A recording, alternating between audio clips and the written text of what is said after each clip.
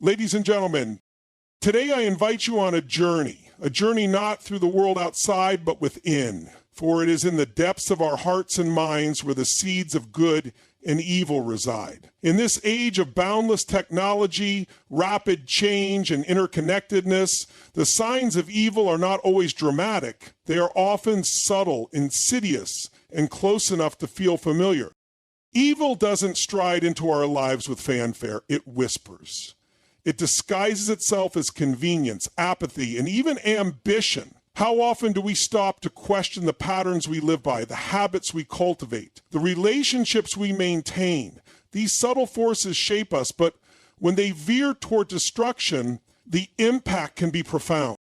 Evil rarely announces itself with dramatic fanfare. It doesn't burst into our lives with horns blaring or a banner declaring its intentions. Instead, it enters quietly, slipping through the cracks of our habits, thoughts, and relationships, often going unnoticed until it has taken root. This subtlety is what makes it so dangerous. The nature of evil lies in its ability to mask itself as ordinary, acceptable, or even necessary, blending seamlessly into the fabric of our daily existence. It is not always the villain in a story, but often the small compromises we make, the unchecked thoughts we harbor, and the ways we justify actions that veer away from truth and integrity.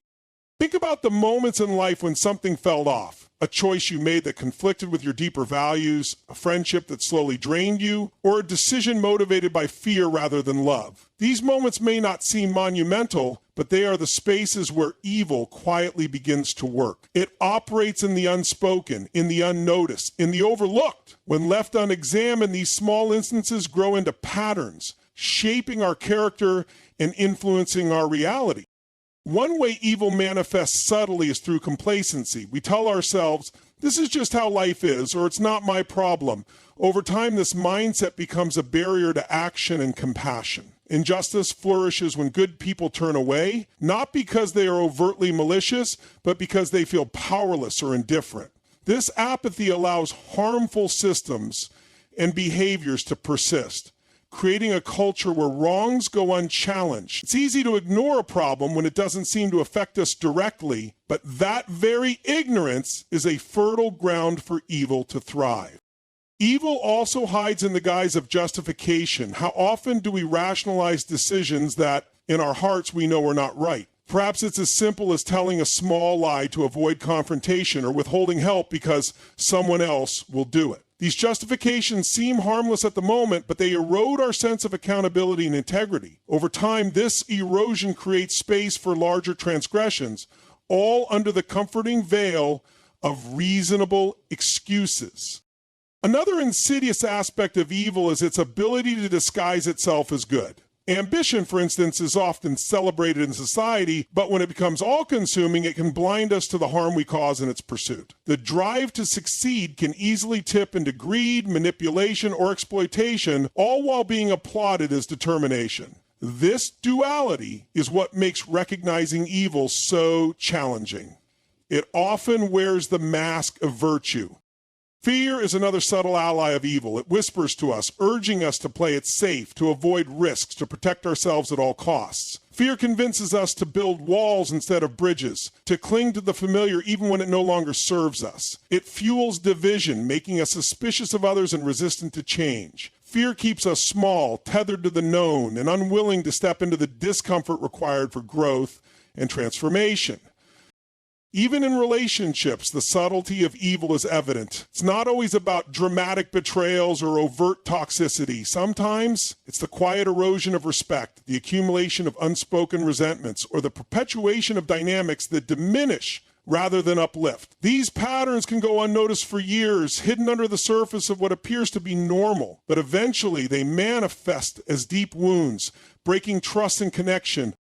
The digital age has also amplified this subtle nature. The constant stream of information, opinions, and entertainment has made it easy to lose ourselves in distractions. Social media algorithms feed us what we want to see, reinforcing biases and numbing our capacity for critical thinking.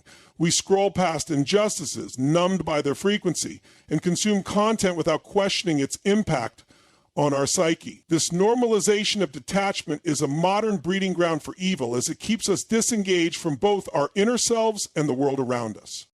Recognizing the subtle nature of evil requires vigilance and introspection. It demands that we pause to examine our choices, motivations, and the impact of our actions. Are we living in alignment with our values, or are we making small compromises that lead us astray? Are we nurturing connections that bring out the best in us, or are we allowing negativity to seep into our relationships? Are we challenging injustices, or are we silently complicit in their persistence? Evil thrives in the shadows, in the spaces we ignore or avoid. It is not always a grand external force, but often a quiet presence within us. By acknowledging its subtlety, we gain the power to confront it. This confrontation is not a single act, but a continuous practice of awareness, honesty, and courage. It is in the small, everyday choices that we either feed or starve the forces of destruction in our lives. The question then is not whether evil exists around us, but whether we are willing to face it within ourselves and choose a different path. There are moments in life when the once vivid colors of existence seem to fade, leaving behind a grayscale monotony. This loss of purpose and meaning is not always sudden. It often creeps in gradually, like a mist obscuring a familiar landscape. What was once clear becomes blurry, and the enthusiasm that once propelled us forward dwindles into a quiet apathy. In these moments, we are left to wrestle with an emptiness that feels both deeply personal and universally shared. This loss can manifest in various ways. For some, it is a feeling of stagnation, where every day seems to blend into the next without distinction. For others, it is a sense of disconnection, where even the activities and relationships that once brought joy now feel hollow. At its core, losing purpose and meaning is an existential crisis, a deep questioning of why we are here and what we are meant to do. And Brand, there is so much in his answer that I think Suffering Humanity Brand, modern life, with all its conveniences and distractions, has made it easier than ever to drift away from a sense of purpose. The relentless pace of technology and the constant demand for productivity often leave little room for reflection. We are conditioned to measure our worth by external metrics, job titles, social media likes, bank balances, rather than by the internal compass of fulfillment. Over time, this external focus erodes our connection to the things that truly matter, leaving us adrift in a sea of superficial achievements. One of the most insidious aspects of losing purpose is how deceptively comfortable it can feel. Routine provides a semblance of stability, and distractions offer temporary relief from deeper questions. But beneath this surface lies a growing void.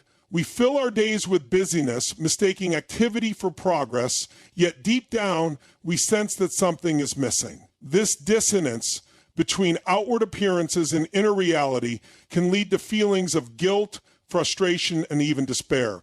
The loss of purpose is often tied to a loss of connection, both to ourselves and to others. When we lose sight of who we are, it becomes difficult to align our actions with our values. Similarly, when we isolate ourselves or fail to nurture meaningful relationships, life can begin to feel unmoored. Humans are inherently relational beings, and our sense of purpose is often intertwined with the ways we contribute to and connect with the world around us. Without these anchors, we risk drifting into loneliness and alienation.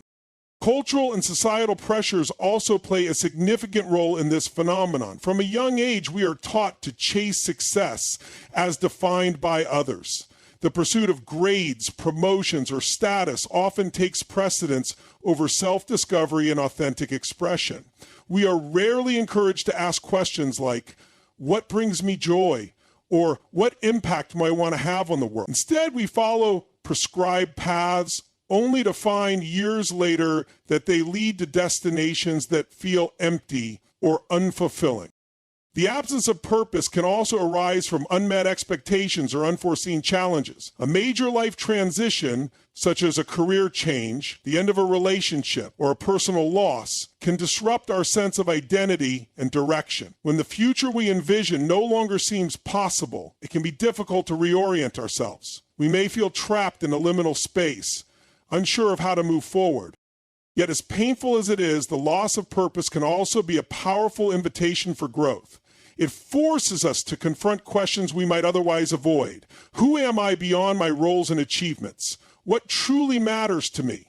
What kind of life do I want to create? These questions, though uncomfortable, can guide us toward deeper clarity and alignment.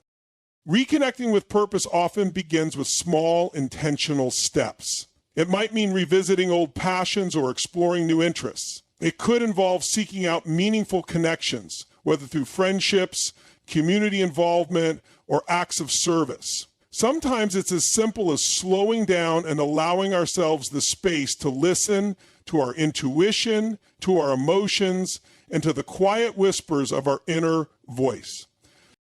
The process also requires a willingness to let go of what no longer serves us. This could be outdated beliefs, toxic relationships, or habits that keep us stuck. By releasing these weights, we create room for new possibilities and perspectives. Finding purpose is not about achieving a specific goal or reaching a final destination. It is a dynamic, evolving journey. Purpose is not something we get, but something we cultivate through the choices we make and the ways we engage with life. It is found in moments of connection, creativity, and contribution, in the ways we show up for ourselves and others. And ultimately, the loss of purpose and meaning is a call to rediscover what it means to truly live. It is a reminder that our lives are not defined by what we have or do, but by how we experience and share the gift of existence. While the path back to purpose may be challenging, it is also profoundly rewarding, offering a renewed sense of vitality and direction. In embracing this journey, we not only find meaning, but also create it, moment by moment, choice by choice. Negative energy is an invisible but deeply influential force that can seep into our lives and environments, often without our conscious awareness. It surrounds us in subtle ways, through the words we hear, the thoughts we think, and the actions we take. When left unchecked, this energy becomes pervasive, creating a toxic cycle that drains us emotionally, mentally, and even physically. Unlike dramatic events that capture immediate attention, pervasive negative energy is insidious, spreading quietly and embedding itself into our daily routines, relationships, and mindsets. One of the most common sources of negative energy is the environment we inhabit. Whether it's a home filled with unresolved conflicts, a workplace rife with tension, or a social circle dominated by gossip and criticism, these spaces shape our emotional and mental states. In toxic environments, negativity becomes normalized. We grow accustomed to complaints, arguments, and a general sense of dissatisfaction, often without realizing how much these influences weigh us down. This normalization can make it difficult to recognize the extent of the harm being caused until we feel completely depleted. Our relationships are another significant channel through which negative energy flows. Interactions with others have a profound impact on our well-being, and when those interactions are consistently critical, dismissive, or manipulative, they create a ripple effect of negativity. Toxic relationships, whether personal or professional, can erode self-esteem and leave us feeling trapped. Even well-meaning people can sometimes project their fears, insecurities, and frustrations onto us, unintentionally amplifying the negativity in our lives. Beyond external factors, pervasive negative energy often originates from within. Our thoughts and beliefs shape how we perceive the world, and when those thoughts are predominantly negative, they create a self-predominantly negative cycle. Self-doubt, fear, and guilt are common culprits. For example, when we repeatedly tell ourselves we're not good enough or that we'll never succeed, those thoughts manifest as energy that influences our behavior and interactions. Over time, this internal negativity becomes a barrier to personal growth and fulfillment, creating a sense of stagnation and despair.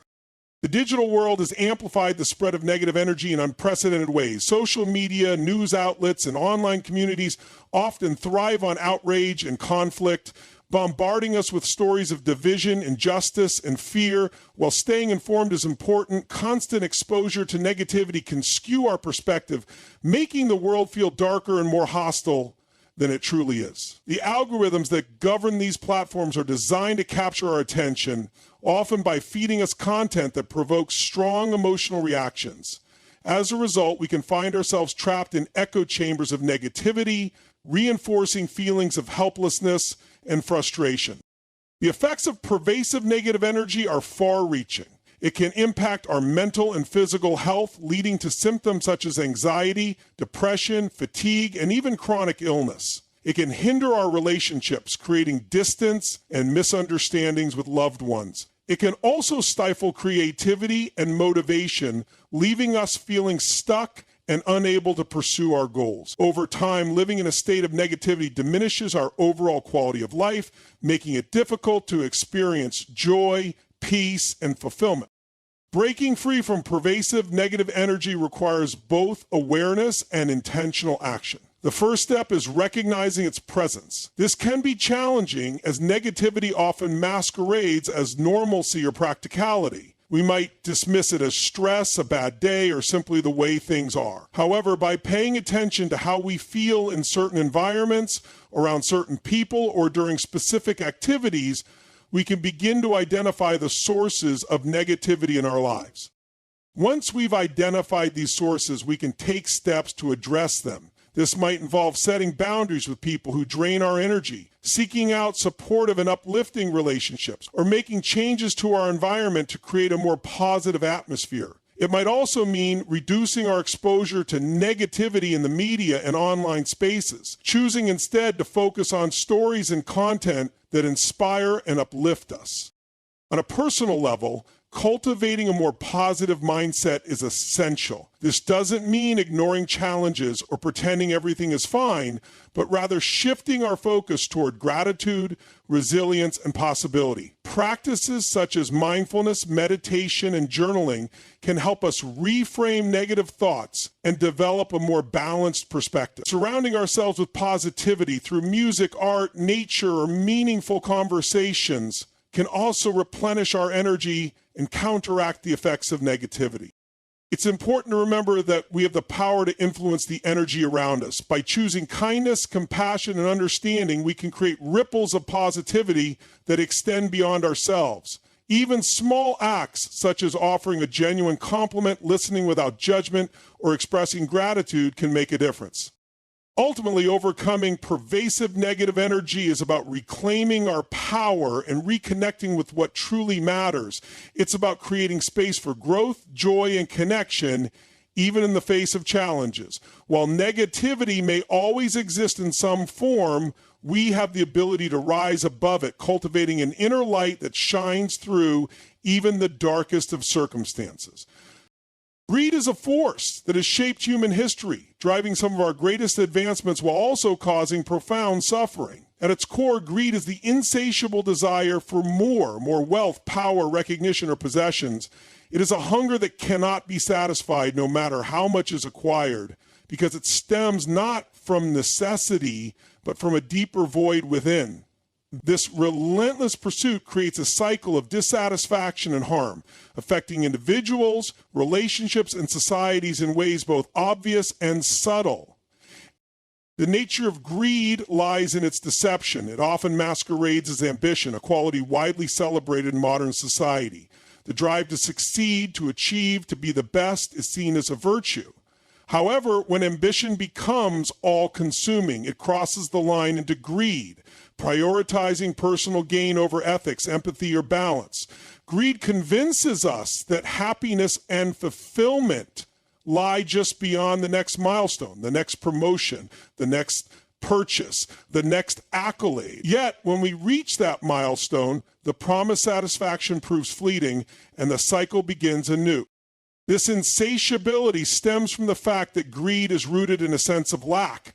It is not about acquiring what is needed to thrive, but about attempting to fill an emotional or psychological void. For many, this void is shaped by fear of inadequacy, scarcity, or failure. Greed becomes a coping mechanism, a way to shield oneself from vulnerability by amassing more than enough. Ironically, the more we try to fill this void with external things, the emptier we feel, as true fulfillment can never be found in accumulation alone.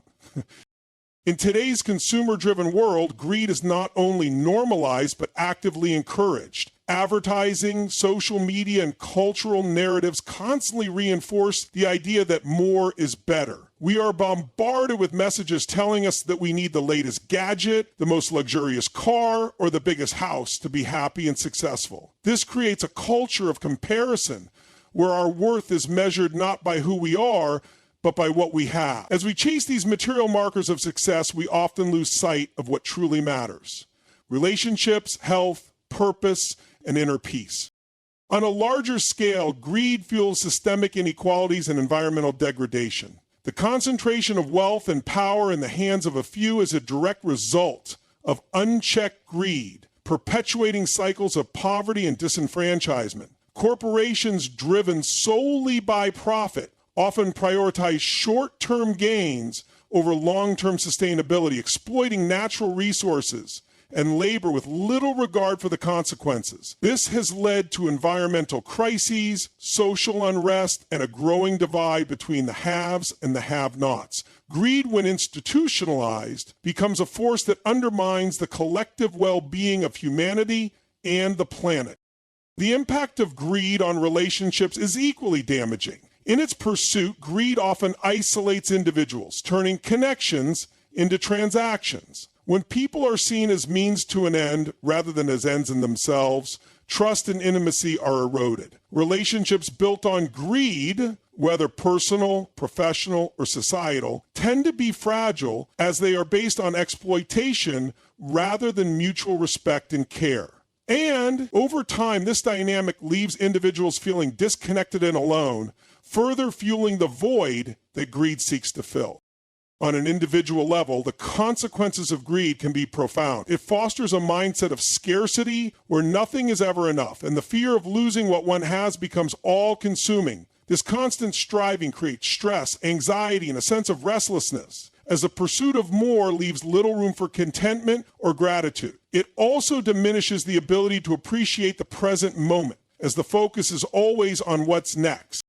Yet greed is not an inevitable part of human nature. While the desire for more is a natural impulse, it can be tempered by self-awareness, empathy, and a sense of purpose. The antidote to greed lies in cultivating a mindset of abundance rather than scarcity, recognizing that we already have enough and that true wealth comes not from what we possess, but from how we live. Gratitude is a powerful tool in this process. By focusing on what we have rather than what we lack, we shift our perspective and begin to see the richness of our lives. Similarly, acts of generosity, giving time, resources, or kindness, can break the grip of greed by fostering a sense of connection and shared humanity.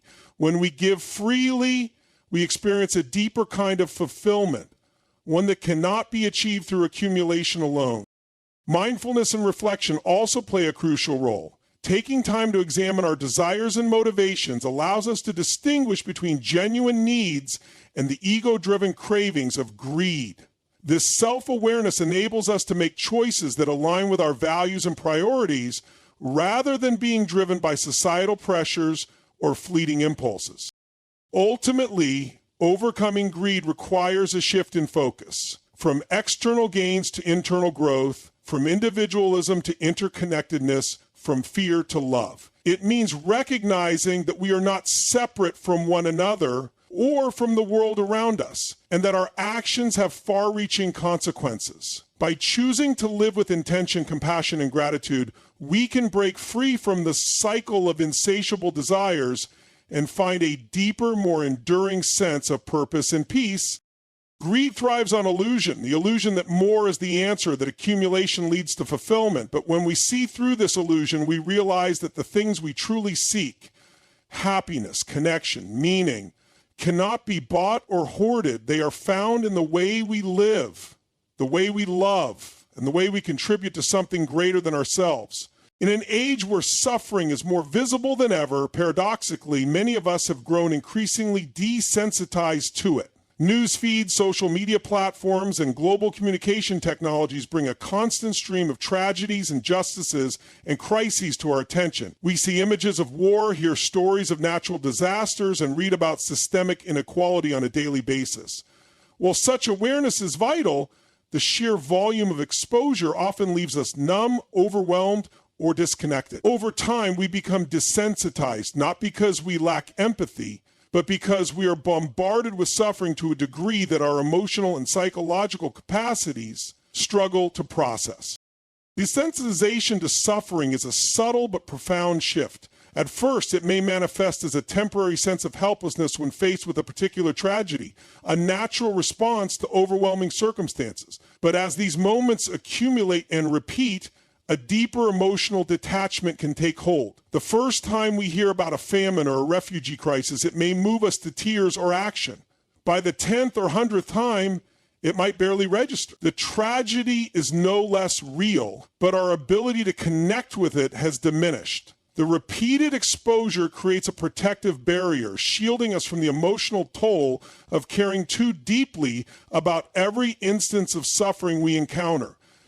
One of the main drivers of this desensitization is the sheer scale of suffering in the modern world. Globalization and digital technology have made it possible to learn about distant events in real time. While this connectivity has many benefits, it also means we are constantly confronted with stories of pain and hardship. Humanitarian crises that once felt abstract or distant are now brought into our homes through vivid images and firsthand accounts. Though this awareness can inspire action, it can also lead to emotional fatigue, where we feel powerless to make a meaningful difference.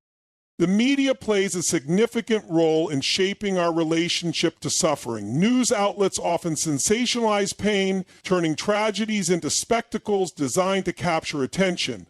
Over time, this approach can desensitize audiences, reducing suffering to little more than another headline or statistic. The urgency and gravity of the situation are overshadowed by the fleeting nature of the news cycle, where one crisis is quickly replaced by another. This constant rotation can make it difficult to engage deeply with any single issue, fostering a sense of detachment instead of empathy. Social media compounds this problem by blending stories of suffering with entertainment, humor, and personal updates. A post about a devastating earthquake might appear between a meme and a vacation photo, creating a jarring juxtaposition that trivializes the gravity of the event. As we scroll through these mixed messages, our brains struggle to process the emotional weight of what we're seeing. The result is a fragmented experience, where genuine empathy is diluted by the distractions of the digital world.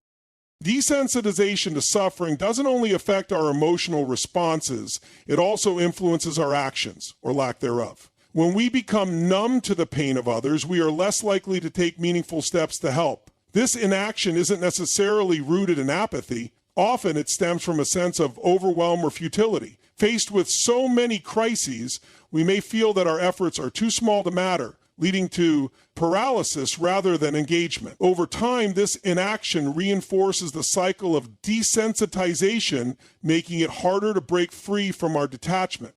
The consequences of desensitization extend beyond individual responses. On a societal level, it can erode our collective capacity for compassion and justice. When suffering becomes normalized or ignored, it creates an environment where injustices are allowed to persist. Structural inequalities, systemic violence, and environmental destruction thrive in a world where people have grown too numb to protest or demand change. The normalization of suffering is not just an emotional phenomenon, it is a moral and social crisis. Despite these challenges, desensitization to suffering is not an irreversible condition. The key lies in rekindling our capacity for empathy and connection. One way to do this is by consciously limiting our exposure to overwhelming content and focusing on issues that resonate deeply with us. By engaging more deeply with a few causes rather than superficially with many, we can foster a sense of agency and purpose. This focused approach allows us to move from passive observation to active involvement, transforming empathy into meaningful action. Another way to combat desensitization is by cultivating mindfulness and presence. Instead of reacting to suffering with immediate despair or avoidance, we can take the time to sit with our emotions and reflect on what they reveal about our values and priorities. Mindfulness helps us stay connected to our humanity, even in the face of overwhelming circumstances, by reminding us that every act of compassion, no matter how small, has value. Stories of resilience and hope can also counterbalance the weight of suffering. While it's important to acknowledge pain, it's equally crucial to celebrate acts of kindness, solidarity, and courage. These stories remind us that even in the darkest moments, there is light and that our collective efforts can create change. By shifting our focus to solutions and progress, we can sustain our motivation to engage with the world in a meaningful way. Ultimately, desensitization to suffering is not a failure of empathy, but a symptom of the modern world's complexity. By recognizing its presence and taking intentional steps to counteract it, we can reconnect with the profound humanity that lies beneath the numbness. In doing so, we reclaim our ability to care, to act, and to make a difference, even in the face of immense challenges. Resistance to growth and change is a universal human experience, a natural response to the unknown and the uncertain. At its core, this resistance stems from a deep-seated desire for stability and comfort. Change disrupts the familiar rhythms of our lives, challenging our sense of control and security. Growth, often accompanied by discomfort, requires us to step into unfamiliar territory, confront our limitations, and embrace the possibility of failure. These challenges can feel overwhelming, leading many to resist the very processes that are essential for personal and collective transformation. One of the primary reasons people resist change is fear. Change introduces uncertainty, and the human mind is wired to seek predictability as a way to ensure survival. Fear of the unknown can manifest in various ways: fear of losing what we have, fear of being judged, fear of failure, or even fear of success and the responsibilities it brings. These fears create mental barriers that keep us anchored in the status quo. Even when we recognize the need for growth, the mind, seeking to protect us from perceived threats, convinces us that staying where we are is safer than venturing into the unfamiliar. Another factor contributing to resistance is the inertia of habit. Over time, we develop routines and patterns of thinking that shape our daily lives. These habits, while comforting, can also become cages, limiting our ability to see new possibilities or adapt to changing circumstances. The longer we remain entrenched in these patterns, the harder it becomes to break free. Growth requires effort, and the prospect of disrupting established routines can feel daunting, especially when the benefits of change are not immediately visible. Comfort zones also play a significant role in resistance to growth. These zones represent the mental, emotional, and physical spaces where we feel safe and in control. While they provide a sense of stability, they can also stifle creativity, innovation, and progress. Staying within a comfort zone often means avoiding risks, challenges, and the potential for failure. Yet, growth inherently involves stepping beyond these boundaries. The reluctance to leave this zone is a major obstacle, as it keeps us confined to familiar experiences, preventing us from reaching our full potential. Cultural and societal influences further reinforce resistance to change. Societal norms and expectations often pressure individuals to conform to established ways of thinking and behaving. These norms create a collective inertia where deviation is discouraged and innovation is met with skepticism. In some cases, this resistance is institutionalized, with systems and structures designed to maintain the status quo. Challenging these norms can be intimidating, as it requires not only personal courage, but also the willingness to face criticism or rejection. On an emotional level, resistance to growth is often tied to unresolved pain or trauma. Growth demands self-reflection, which can bring buried emotions and experiences to the surface. Confronting these feelings can be uncomfortable, leading many to avoid the process altogether. Instead of addressing the root causes of their resistance, individuals may find themselves stuck in cycles of avoidance or denial, perpetuating the very struggles they seek to escape. Yet despite these challenges, growth and change are essential aspects of life. Stagnation leads to dissatisfaction, as the human spirit is inherently designed to evolve and expand. While resistance may feel like a protective mechanism, it ultimately holds us back from realizing our potential and achieving greater fulfillment. Recognizing this resistance is the first step toward overcoming it. Awareness allows us to understand the fears and patterns driving our reluctance, enabling us to address them with compassion and intention. Breaking free from resistance often requires a shift in mindset. Instead of viewing change as a threat, we can begin to see it as an opportunity for growth, learning, and transformation. Reframing challenges as stepping stones rather than obstacles helps to reduce fear and foster resilience. This perspective allows us to approach change with curiosity and openness rather than resistance and dread.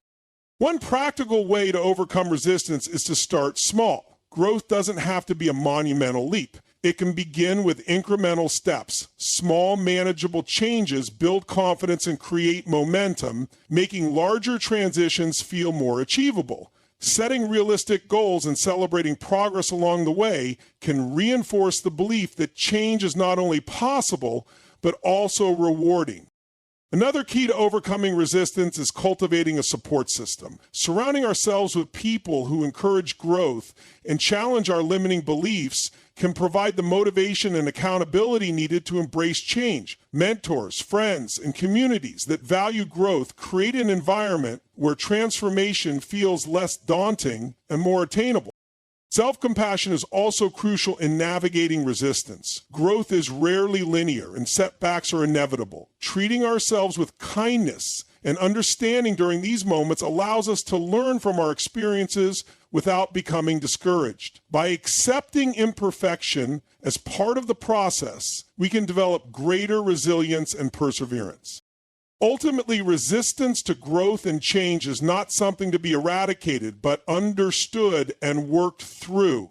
It is a natural part of the human journey, a reflection of our desire for security in an unpredictable world.